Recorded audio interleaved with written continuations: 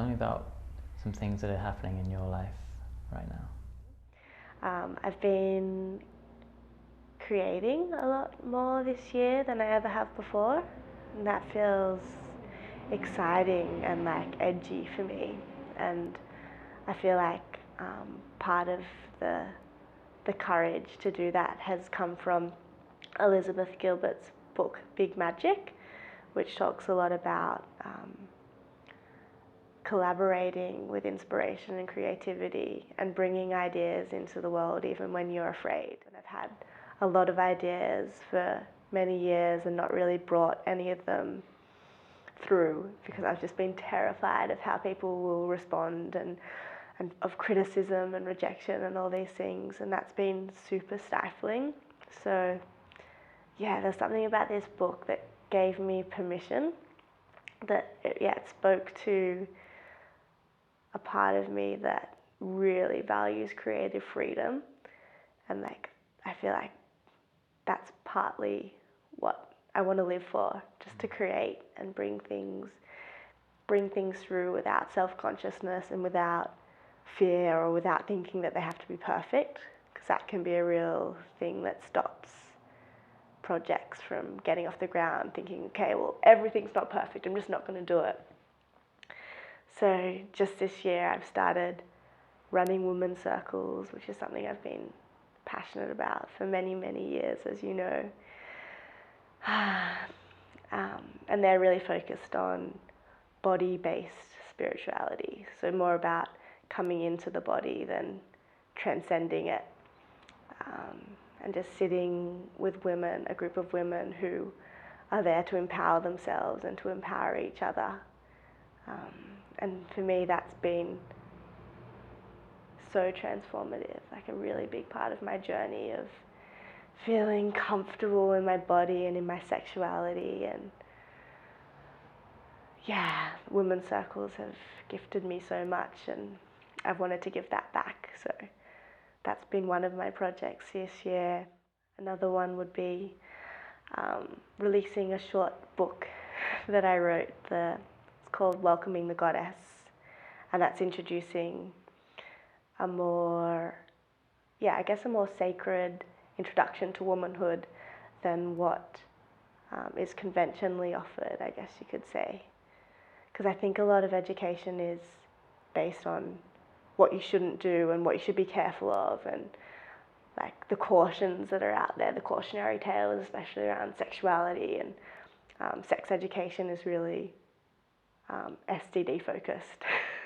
So this book was an attempt to write some of the things I wish I knew when I was becoming a woman, when I was around 13 and super self-conscious about my body changing, and really had no idea that sexuality and sexual pleasure was something that comes from within, because I so want that for young women. I want them to be welcomed into every aspect. And yeah, so there's some of the things that have come through when I really realized my desire of wanting to create and not wanting to like hold back because I'm scared. And I'm definitely still scared. Like, I'm scared right now. I'm scared of being interviewed. I'm scared of this project, but it's like I still want to do it. There's so much aliveness in these edges, I guess. And something that I've really appreciated about you around this project is your passion to get it done and not worry about any limitations that are there, and there's nothing holding you back. It's like, right, this is what I want to do, this is how we're going to do it, this is what we've got to use right now. We can worry about improving this and that tomorrow when we've got the chance, but right now this is what we've got and this is how we're going to do it. And I think that's a really beautiful connection to what you're saying about not wanting it to be perfect, but it's keeping in mind that it's going to evolve and change over time as well. Absolutely. Like, sharing our realness rather than our polished finish, that, you know, some things are never really finished or perfect, or so just giving of ourselves now. Was there anything else you wanted to share about your life at the moment? Maybe to share with other people that we're getting married in November. That feels like a really exciting and kind of scary as well initiation into deep commitment and deep love, to be witnessed in our love and in our intentions for ourselves, our intentions for each other, and our intentions of how we want to serve through our relationship, like how our love can ripple out into the world. It feels really beautiful. It's a really pleasure to create with you and to be in relationship with you. That's always evolving. So if the call to aliveness really kicked off, where do you see it going in 5 years' time? Well, ideally I'd see that we've spoken to hundreds and hundreds of people and made new friends and been inspired by people's visions and by their projects and ideas, and I guess created a hub and a community of people that value aliveness and value the call to adventure, like that part of the hero's journey that's always calling us to leave the village and leave everything we thought we knew to take on another challenge and become more of who we are. So I guess there's an inspiration for anyone who's on the hero's journey and anyone who's wanting to start and embark on their hero's journey. A place to see, yeah, this is possible, like look at all the people that are doing it and I can be one of those people. You just mentioned something I'm a bit curious about, which was becoming more of who we are. How do you see yourself on that path? Part of that journey for me this year has been noticing my patterns, my personality patterns, and seeing how they're learned patterns and they're not like an innate kind of part of who I am. A particular model of personality that I'm interested in is the Enneagram. And in the Enneagram, I'm a type 2, which is a helper. And this type is particularly orientated towards other people and how other people are viewing me and how I can please people and how can I make them love me, how can I be accepted in this moment. And that's really been my habit, my focus of attention for my whole life. Like that was my learned mechanism to feel safe and to feel loved in the world. So part of becoming more of who I really am is being less other people directed and feeling that whether I'm loved or accepted by others in this moment, it doesn't make me any less worthy, and making choices that are scary to me because they might not please other people. Like that is me going against a learned mechanism. So it's giving me more freedom because it's getting me outside of the box that I've been inside my whole life. And it's so scary, it's terrifying. It's really like, because it's kept me so safe, because I'm still alive, my nervous system is like, this has worked, like why would you stop doing this? So I really have to have the courage to do things differently, focusing on what do I want to do right now, like what's true for me, like having my locus of control become internal instead of external. Following my own aliveness.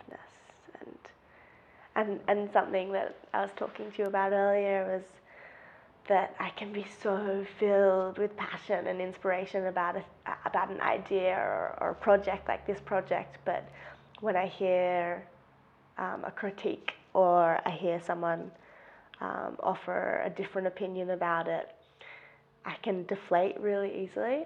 Like I can be like, oh, okay, it's not really a good idea. Instead of kind of holding this strength in myself of being like, well, I believe in this and I don't have to sway to other people's opinions. For me, always becoming more of who you are is leaving behind what's been normal. Everything that's unquestioned about my personality, about my diet, my lifestyle, my relationship patterns, like all of those things are conditioned. Like we do things how we're taught to do them until we question them. And that process of questioning is the beginning for me of the hero's journey, which always continues. Like there's always another hero's journey to go on. Tell me about the background, what you've learned over the last 5 years. The last 5 years have probably been my biggest years of transformation and growth and learning. But it did really begin at the Phoenix Institute, where I studied transpersonal counselling in 2011. And that was a huge personal journey of like a lot of shadow material coming up, a lot of realizing how terrified I was of being vulnerable and being seen. It was so painful. Like I have so much compassion for myself in those moments of, it's like through learning to be a counsellor, we did a lot of practice with each other. Like it was just like extracting the deep shit that was in my psyche, but it was so rewarding. And it was really in that course that I learned, I guess, the beauty of vulnerability. It was a sharing of our humanity, and that was a true, it brought us really close. And then the following year I studied art therapy, which was a really beautiful contrast. So you don't have to think like, what am I going to share today?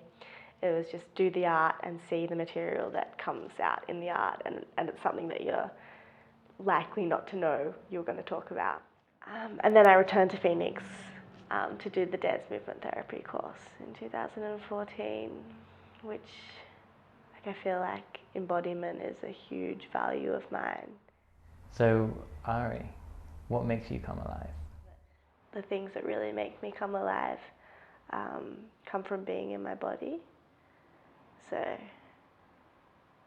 really good food, love making, dancing, being touched. I feel like that's a really enlivening and opening thing for me.